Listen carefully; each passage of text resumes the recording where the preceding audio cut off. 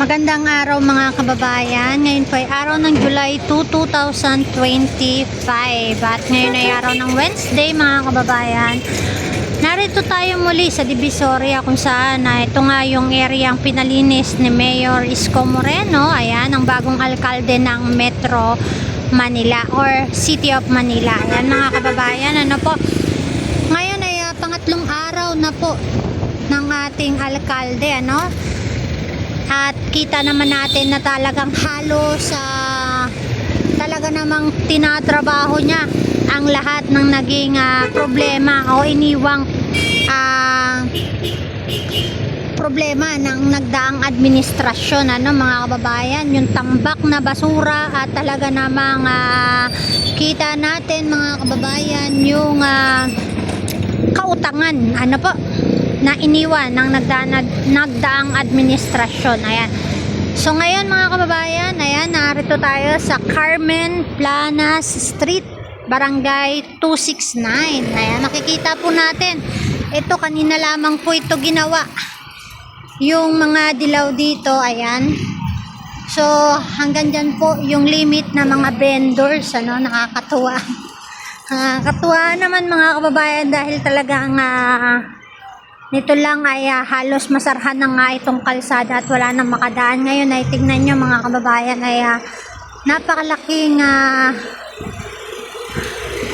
pagbabago dito. Ayan. So meron dito yung mga yellow lane kung saan dyan lang yung limit na mga vendors mga kababayan, ano. Ayan. So kanina lamang po yung maaga ginawa mga kababayan. Ang haba pala nito. At marami rin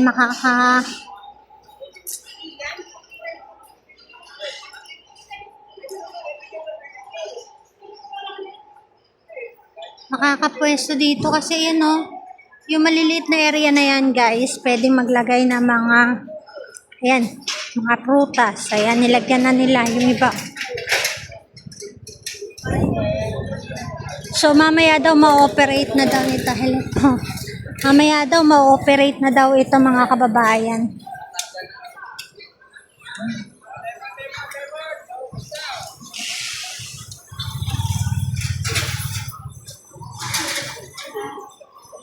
Ayan, meron na rin sila. Ayun, nakalagay na. Kita nyo guys kung gaano kalaking bagay nito. Ayan, nakapaglagay na sila at yan nga po yung limit. Ayun na, pakabait ni ate.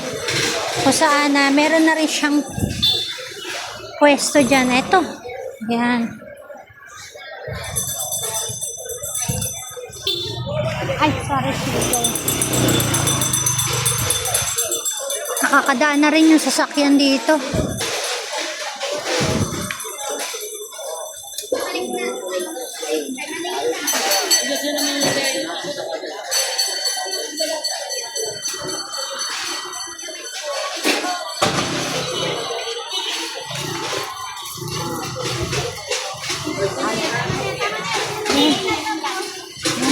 Yung mga nabutan natin, ano, yung mga natatapakan.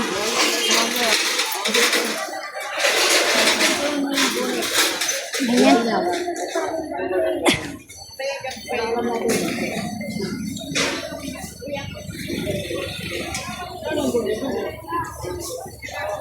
Nakikita natin, ano, hanggang dyan lamang po mga kababayan para yan makadaan din yung ibang mga sasakyan na papasok at palabas dito sa area na to.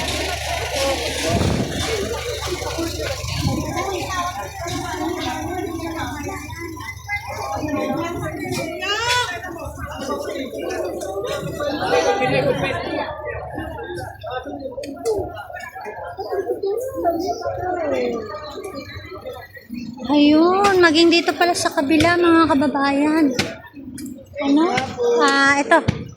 Sa M. De Los Santos Street mga kababayan, meron na rin silang yellow lane dito.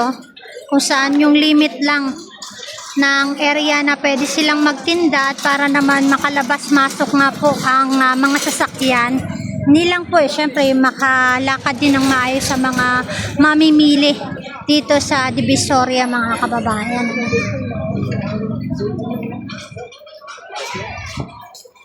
Ayan, nakakatuwa naman. Ano yung boss?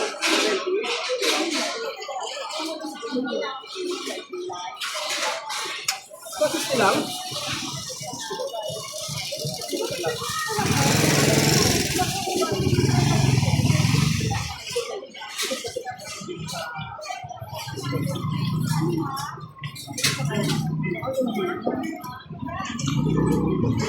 Ayun, tinatapalan. Guys! guys, guys. Guys.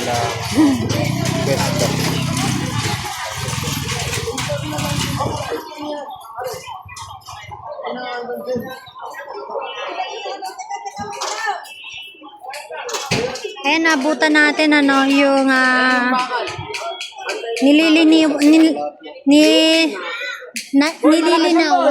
nililinawan yung pintura. Guys, Yan. tumama yan!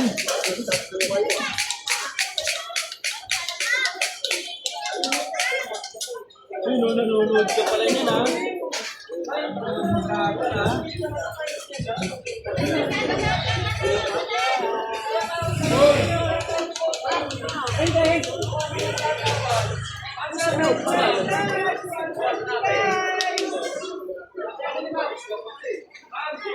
Ay, sir, baka matagasaan ka, daddy. Suka. Pag-play to, ah. Itong area, sir, one way lang. So, ayan. May sumasalubong sasakyan. One way lang, dapat dito nasa loob. Ayun.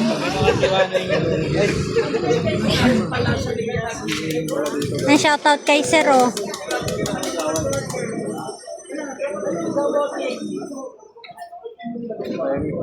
Sige.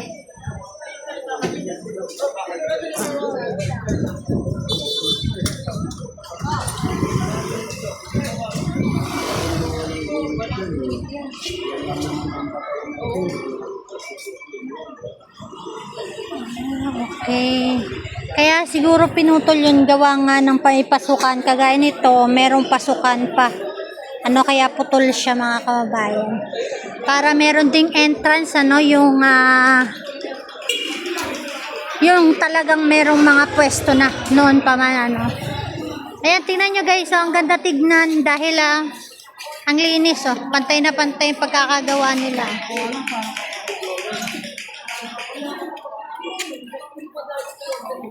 Ganun na. Ganda. Hi!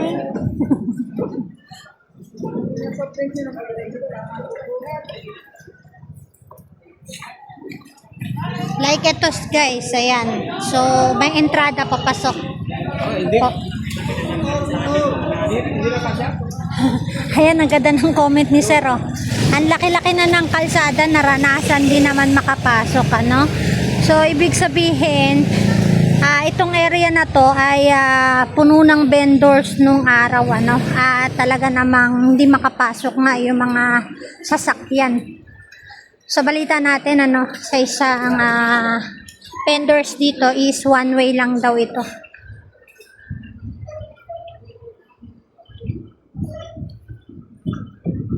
So sa ngayon, yung dito sa bungad, hindi pa masyado nilang pinapakailaman.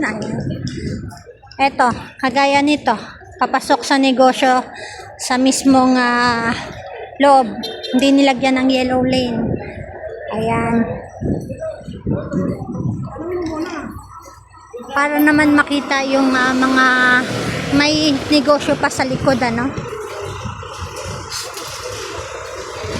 Ayan, comment kayo guys, ano masasabi nyo sa malaking pagbabago dito sa Divisoria.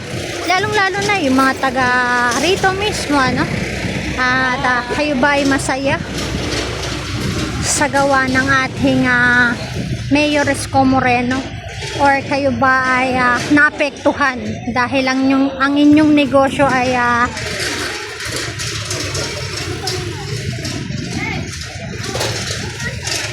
nagkaroon ng problema dahil malaki ang items? Ayan, alamin po natin mga kababayan, ano? Maraming salamat po.